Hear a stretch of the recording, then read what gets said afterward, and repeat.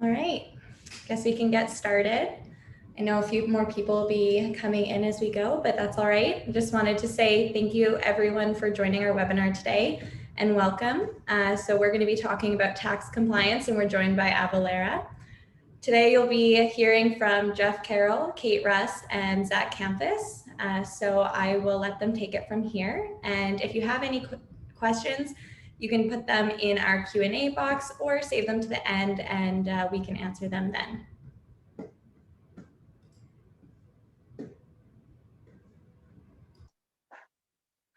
Awesome. Thanks, Caitlin. Hello, everybody. Thank you for joining us today. We're really, Kate and I are really happy to be a part of this event. What we thought we would do is, just talk a little bit about what's going on in the industry, talk about just a few regulatory updates, answer any questions that you have, and then also talk about this cool integration that we have together that we're really excited about. So, starting with what happened, I mean, 2020 was obviously a huge year, right? And I think the industry kind of hit an inflection point, obviously, because of COVID and remarkably, e-commerce grew by 2.5 billion in 2020, and that was just a massive shift. And it was partly, DTC sales from wineries and other producers, but a lot of also kind of sales from retailers and restaurants, cocktails to go, and that kind of thing. So, this is obviously an important time and an important topic and a great time to be, adopting modern technology and platforms and understanding what's going on so that we can kind of stay ahead of some of these trends. Kate, could you move to the next slide, please? All right, next. Yeah, so, I always like to just do a quick recap of what the landscape is. I'm guessing we have a mix here of different types of companies, primarily wineries. So wineries can ship to 97% of the US population today. There are a few states that still kind of outright prohibit direct-to-consumer sales, but that's Utah, Mississippi, and Alabama. And I'll just give a quick update on Alabama. We've got some good news coming either today or tomorrow on Alabama. But obviously that looks very different for breweries and distilleries. And what you've seen during the pandemic was just a huge realization from breweries and distilleries that they don't have that access to direct to consumer, and they need to get their act together and go state to state and try to get laws enacted so that they have better access, because not only is it a small number of states for each category, but also not the big population centers, right, of California and Texas and New York, et cetera, are kind of missing from those lists. So we've seen a lot of action in the legislatures this year, and we do expect that to change over time, but at the same time, it's gonna take a while. And then there's retailers, right? Retailers currently have 16 states. They are fighting for bills in New York and a few other states like Illinois this year, and you could potentially see that grow. And so one thing I wanted to mention on that front is that sometimes people get confused if you hold a 1720 combination of licenses. So if you're what some people call a virtual winery, you don't have an O2 and you're not producing wine, you almost certainly fall into that retail category, and you do have a much different set of states available than wineries would. Okay, Kate. All right, so just a quick couple of updates on what's going on, what is hot right now. So Alabama will be the 47th state to allow wine direct-to-consumer shipments, and it's on the governor's desk right now. It's going to be signed hopefully this week by the governor, and then that law takes effect on August 1st. So hopefully soon we'll get a signature, and we'll look to the Alabama ABC to give us guidelines on how to get licensed, and then pretty standard direct shipping bill, sales tax, excise tax, volume limit.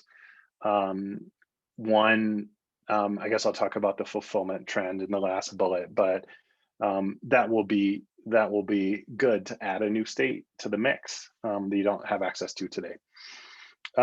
Kentucky is also newly available. So last year they passed a law that was not very workable because it didn't allow fulfillment houses. And I'm sure a lot of you on this call ship from fulfillment houses. So that they made that change just a month or two ago. And so now that is in effect, and you can ship from fulfillment houses. People also had a hard time if they operated out of an alternating proprietorship facility, and that issue has also been fixed. So now Kentucky should be pretty good to go for direct shipping if you're not already there. And then one thing, I don't know if we need to get deep into the weeds, but effective January 1st of this year, wineries, breweries, and distilleries are eligible for the very first time for streamlined sales tax. And that is a program that's actually kind of nice because if you participate in SST and you use a company like Avalara as your CSP, your certified solution provider, you get free tax calculation and free returns filing, sales tax returns filing in those states. And there's 20 some states, and you get audit protection in those states. So that's actually a nice program. And we're seeing wineries and other alcohol sellers get on board with SST as well. Economic nexus is a topic that's been tripping people up a little bit recently, and I just wanted to explain that very quickly, and we can use Florida as an example. So in Florida, effective July 1, their new law says that if you're selling more than $100,000 of goods into the state of Florida on an annual basis, then you need to register for sales tax. So prior to this change, you could kind of ship to Florida with no license, just paid excise taxes, and it was fairly straightforward. So now sales tax kicks in, and that's usually the way these economic nexus laws work. Is there's a threshold, like in this case, $100,000. If you're over that, register and remit. If you're under that, you fall under this kind of small seller exemption. So you don't necessarily need to worry about that. And then finally, the last trend that we're seeing is these fulfillment house license bills. That's been a real hot topic recently, and a lot of states are looking to change their laws to adopt licenses for fulfillment houses. Tennessee and I think is about to pass. Kansas is likely to pass, and then Alabama, if that gets signed, does have a fulfillment house provision. So something to keep an eye on as we go. It seems to be a trend in the legislatures. Okay, I think I have one more slide, Kate, that I'm going to turn it over to you. Just a really quick overview of what we do here at Avalara. So on the bottom, we have two different real-time capabilities: shipping verification and tax compliance, or tax calculation. Kate is going to dig into those two pieces, and we're going to actually demonstrate those two pieces of our offering.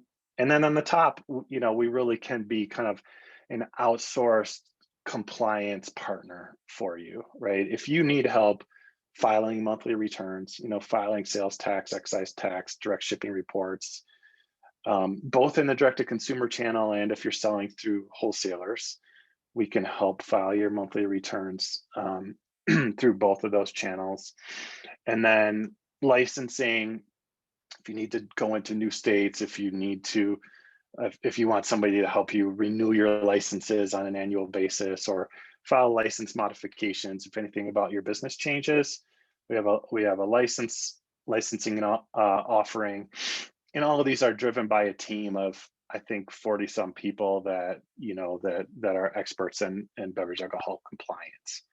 And then finally, product registrations, right? So if you come up with a new new label or new vintage or whatever it is, and you need to get that registered with the states, and you need help renewing your products on an annual basis or filing product revisions, our team can help with that.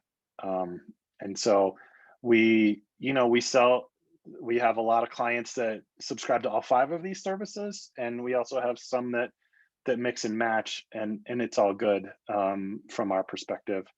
So that's a real high level overview of our capabilities. And I think at this time, I'm turning it over to Kate to Yeah. dig into those bottom 2. Thanks, Jeff. As Jeff said, we're going to go through tax calc first and then talk about shipping verification next. So how to maintain compliance. When you're shipping alcohol, there's more than just sales tax, unlike for most other products. So 3 different types of taxes that you need to be aware of that can get a little confusing. The first is sales tax. This is, what we're all used to paying on other non-alcoholic purchases. Everyone's familiar with this. It can change by state, county, city, different layers of sales tax that apply, and it's remitted on a sales tax return. A little more interesting is markup tax. A handful of states have an additional tax that gets passed on to the end customer that applies to alcohol purchases specifically. If you think about Wyoming, in Wyoming you have, I believe it's a 4% state rate. Depending on where you're selling in Wyoming, there might be local sales tax that applies.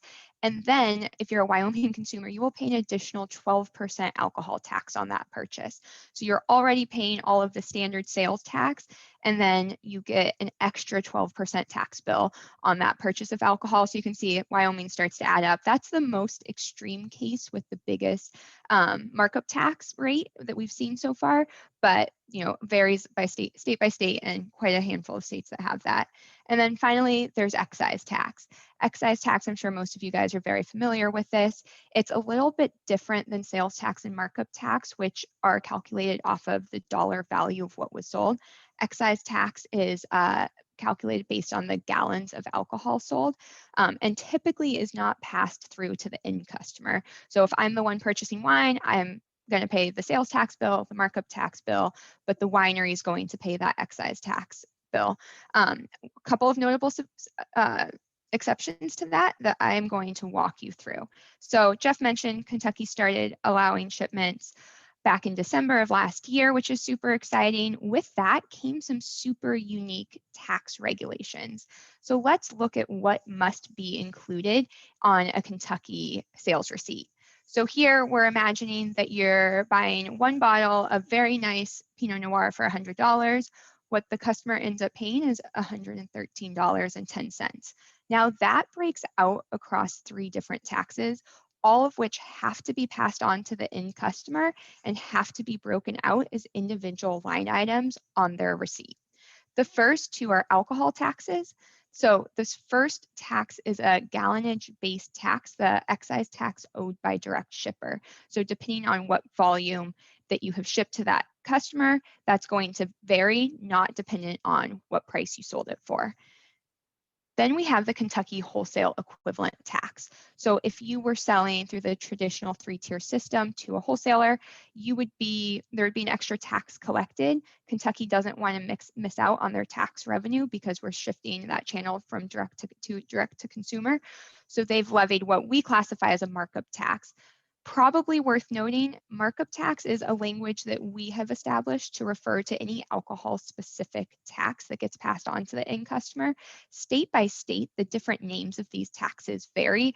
None of the states call them a markup tax, but it's just a term we're using to refer to a bucket of special alcohol taxes that apply.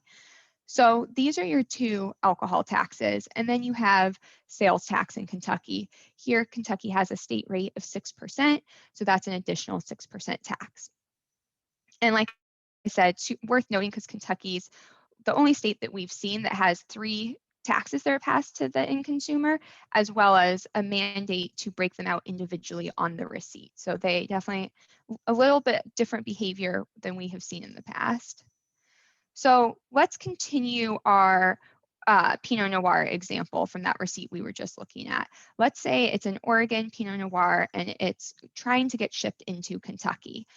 Well, what does the winery need to do and think about? Let's say the first shipment gets checked through compliance and passes, good to go. It should be shipped out. The second shipment, same checks are run, doesn't pass compliance, therefore doesn't get shipped out. What maybe went wrong with that second shipment? It's critical to ensure compliance before shipping because there's severe consequences for shipping out of compliant, from fines, loss of licenses, to some states that have felony charges associated with not prohibited direct to consumer shipping. So there's 4 rule groups that you're going to want to check every shipment out before it leaves your door and starts heading to the customer. The first is licensing requirement. Does the jurisdiction require a license to ship directly to the customer? And if so, is that license held? Not every state requires a license to ship. For example, in Florida, you can ship straight to Florida without having gotten a license to begin with, but most states have a direct-to-consumer licensing requirement. The second thing you need to check are volume requirements. There's 3 different levels of volume limits that we see various jurisdictions have. They can be an individual volume limit. So that means per person, you get a certain amount over a certain period. I live in North Carolina. I live with my husband. We both can ship 2 cases of wine to our same resident per month. Then we have household limits. So this, it doesn't matter that me and my husband are 2 different people. If we lived in a state where we had a household limit, collectively, we could ship the volume limit by the state, whether that's a monthly, a quarterly, or an annual volume limit to our house. So if I buy 2 cases of wine in a state where that's the volume limit, my husband can't go purchase me my favorite wine. We're done as a collective household. The third one is state limits. Not a ton of states have state limits. Texas is a big one, but you only get a certain annual limit into the state. Once you hit that annual limit across all clients, you are no longer allowed to ship to that state for the rest of the year. So luckily those are pretty rare, but definitely important to be keeping track of your overall volume into that state for those states that do have state volume limits. Then there's dry areas. That's the third important thing to check. There's only a handful of states that have dry areas, but with Kentucky opening up to DTC shipping, this became a lot more complicated to manage. Kentucky has super granular dry areas. They're not necessarily controlled by zip code, by county boundaries, or by city boundaries. Some of the dry areas get so granular that they're actually voting precincts that are dry or wet in other areas that are the opposite. So it's super important to make sure that the address that you're sending the wine to isn't located in a dry area. And finally, age verification. Is the person that you're shipping to over the age of 21, or are they not and they shouldn't be buying this wine? So 4 really important things to check. What we do for AvaTax and Avalara shipping verification is we take care of all of the complexity for you. There's constantly changing boundaries and rules. We have a huge compliance team that is out there doing research, making sure that all of that information is up to date. And in real time, we can give you the tax calc and a compliance verification on your shipments so that we can increase your peace of mind and your efficiency while you're operating your direct-to-consumer business. So with that, Zach, I'm going to pass it over to you to show these products in Commerce7 system working in real time. Yeah, definitely. I think I might have to get a host here, or co-host at least. Yep, let me make you a host. There you go. Awesome, thank you. Right, so it's really easy to set up this integration here. We're really excited about it. So to get started with it, of course, you got to talk with the Avalara team and actually purchase the services. Well, once you have that in place here, if you're a Commerce7 customer, all you have to do, you go to the App Store here, and at the very bottom here, you'll see the Avalara integration that we've set up. You just click on this here, you fill out a couple fields and enable the app. So it takes about just 30 seconds to get this all synced up here. And once this is in place, then you're going to get those tax rates and the compliance checks that Kate talked about here. So I'll give you an example of this here.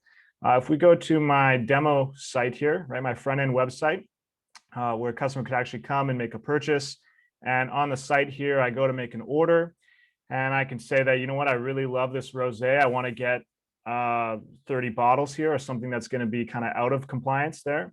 Right, to add to my cart, we can see that I'm going to ship to North Carolina, where I have a volume limit and I'm about to exceed it. So I go to proceed to the checkout here. Once again, I can see my info pre-populate. I can see I'm shipping to North Carolina here, and I complete the order. Right, so the order goes through now, and the order is complete. But if we go to the back end of the system here, and we take a look at my orders, what we'll see is that the order has been quarantined.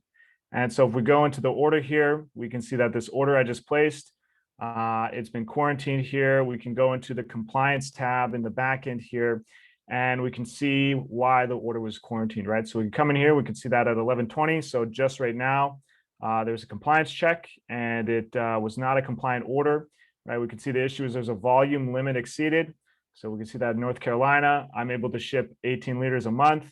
And this order I just tried to place, or the customer just tried to place, was 25.5 liters. And so, you know, that makes it out of compliance here. So at this point, I got a couple of options. I can retry the compliance, I can force the compliance here, or I can decide that the compliance is not required. And so, you know, based off what the compliance issue is, based off what the quarantine issue is, that's what we're going to see in terms of the message here in order to resolve that there. And important to note, Zach, that although all 4 rule sets were checked against, what you guys are surfacing is just failure. So this only shows that the volume limits exceeded, but that's because in this example, it wasn't in a dry area, the age check was passed, and the licensing requirement was checked. In this case, North Carolina requires a license, and we found an active license in our system for this company. Exactly. On the order itself here as well, we'll see that we've got the correct tax rate.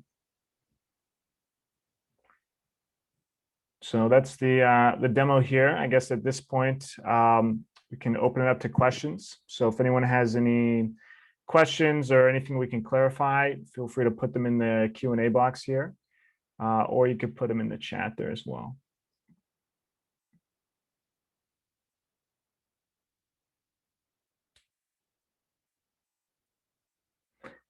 All right, maybe while we're waiting for some questions here, how can a winery get started with this, Jeff or Kate? What's the best way to get going with Avalara here? Yeah, I mean, you know, we we work closely with you two, Zach and Caitlin, and so you know we can share out with the attendees, you know, contact information for how to get in touch with our team, or you know, reach out to us directly. We'll share our information for both me and for Kate. But we have, you know, a dedicated team that can do demos, answer any questions that you have, kind of explain the value and that kind of thing. So we'd love to hear from you and kind of go in more detail, more depth on what our offerings are. Awesome. We'll get some questions here now. Yeah. Do you want me to run through them here, Kate? Yeah, sure. Yeah. So first one is, how is Avalara different from Ship Compliant? Jeff, do you want to take that one? Kate, I'll let you take that one. Okay. So I'm going to actually answer that in conjunction with the next question. Will we need both Avalara and Ship Compliant? And the answer is no. Both companies provide tax calc and shipping verification services. So it would be a replacement solution for that. How we're different, our technology is very robust, a little bit newer, a little bit faster. We have good uptime. So kind of depending, some common differences our customers have called out between us and Ship Compliant if they have utilized both services in the past. I would just say, you know, the one, so going back to that slide that I showed about the offerings, right? One thing that, so a little bit of history on Avalara for beverage alcohol. We started out as Complete, right? Complete was based in Paso Robles in Wine Country, California, and we then had been in business for over 20 years doing compliance services, primarily for wineries, but also breweries, distilleries, and importers. And that really was our bread and butter prior to the acquisition of Avalara. So, you know, we do have those compliance service offerings that are a little bit different, right? We can take power of attorney, we can file compliance documents like licenses and product registrations on your behalf, and really take over that renewal function. And so that is one difference. In just the kind of the approach is that we come from a compliance background, a compliance consultancy background, and now Avalara acquired Complete in January of 2019. And since then, we've been really making improvements in our technology and in our real-time capabilities. So we've kind of layered those real-time capabilities on top of the service offering to offer a kind of a hybrid software and services approach to compliance. Paul asked a really interesting question that's near and dear to my heart as the product manager working on building out these new services. So Paul asked, recently talked with Avalara about age verification, but they only have age validation so far. When will age verification be available? That's a great question. So how we're defining the difference between age validation and verification. Validation is if you collect a birth date during the checkout process, you send us that birth date, we will actually validate, so run some math on the back end and confirm the birth date that was passed is over the age of 21. That's how we're currently doing our age checks. There are a handful of states that require third-party age verification. So we are actively working on building that feature out with a certified provider of age verification services. That feature, my team actually had really great, my dev team had great updates. We're very good, close to getting Sandbox ready to go. We're still working through a couple of other things with the product, but we're hoping to have it good to go in production by no later than July. Hopefully a little bit sooner if everything goes well. That's awesome. I see a question here that's probably for the Commerce7 team from Andreas. Will you be keeping the Sovos tax rates up to date? We will, so our customers will still have access to the Sovos tax rates at a 5-digit zip code level. Jeff or Kate, how is taxes calculated at Avalara? Is it like the destination-based tax? Is that 5-digit or 9-digit level?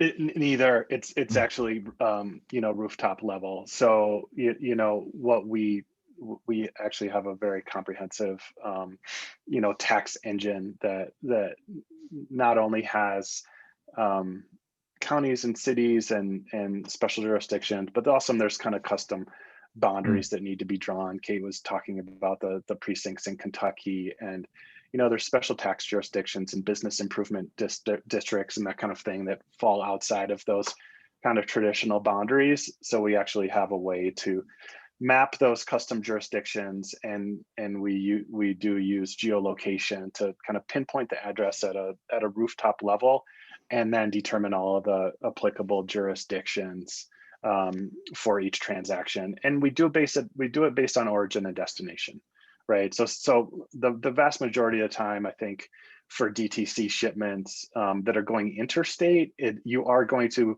have more of a destination based application of jurisdictions, but sometimes we get into what we call mixed sourcing, right, where it might actually be a hybrid, and it might be based on the origin of the transaction as well. And sometimes that happens in California, interstate shipments, for example. So we do apply both of those mechanisms here in the U.S. And of course, Avalara solutions work worldwide, right, for cross-border and for VAT calculations. Hey, Jeff, I have the tax rate or tax boundary map pulled up on my computer. Do you think that would be interesting for people to see? I know it's always a little eye-opening when people get to see how complicated those boundaries are. Yeah, let's do it. Okay, Zach, can you pass that back to me? Yeah, you got host here. Okay, great. So just really briefly to show, I'm going to zoom in on New Orleans here. So all of Louisiana has a whole bunch of different tax jurisdictions. But if you look here in the French quarters, there's actually a tax that applies specifically in these blocks. So if you're buying something over here, you don't have that French Quarter special jurisdiction tax that applies. If you're over here, you do. So just something that's like super granular, and that's where zip codes actually doesn't take it far enough. And that's where that rooftop level boundary really helps. Gotcha. That's very cool.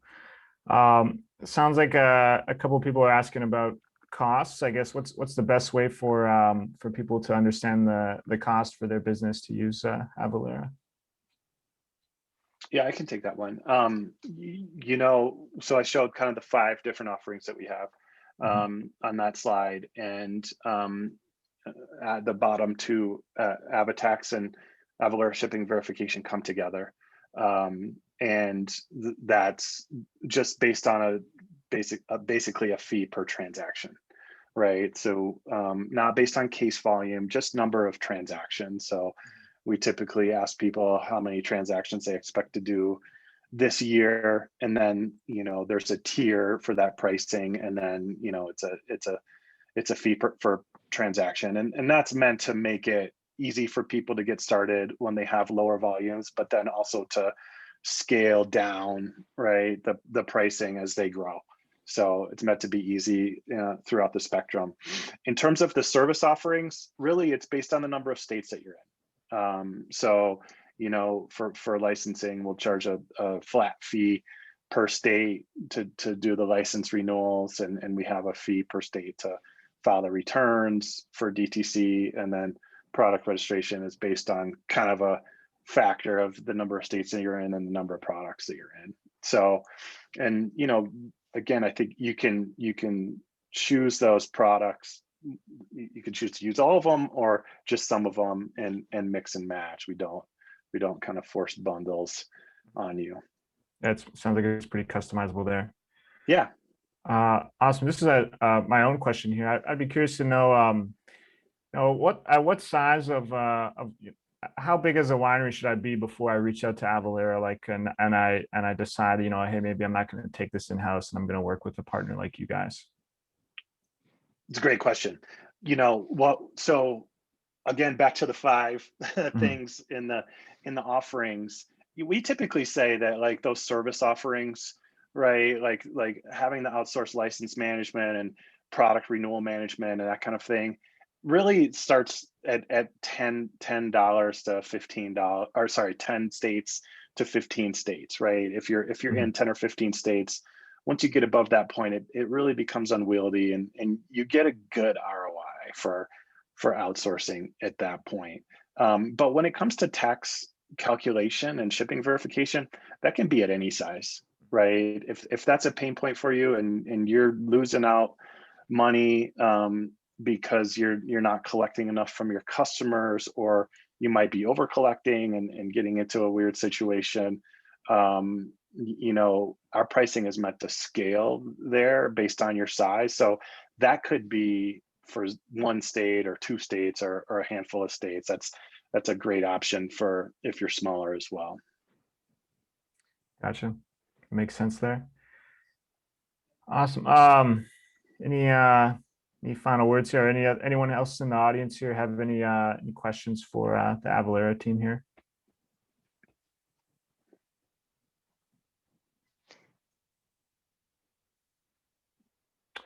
Cool. Where can there's one last one here. It sounds like Dave has a question on where he can get in contact with you guys to discuss the details here about the pricing.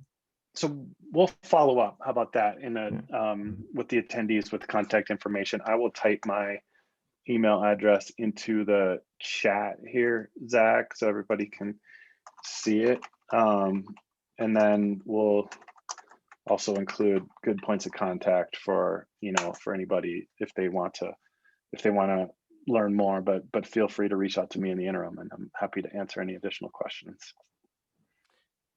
Awesome. Well, thanks for tuning in here, everyone, today, and thanks Jeff and Kate for joining us here and walking us through the integration and the new services here. Yeah, if anyone has any questions on Avalara, looks like jeff.carroll@avalara.com is the best point of contact there. And if you got questions about Commerce7, of course, you can always reach out to info@commerce7.com here. Thanks a lot, Zach, and thanks, Caitlin, for having us. This was a pleasure. We really appreciate the opportunity talk compliance, which is always an Yeah. exciting topic. Yeah. Thanks Definitely. everybody who attended as well. Thanks, everyone. Have a great day. Okay, thank you.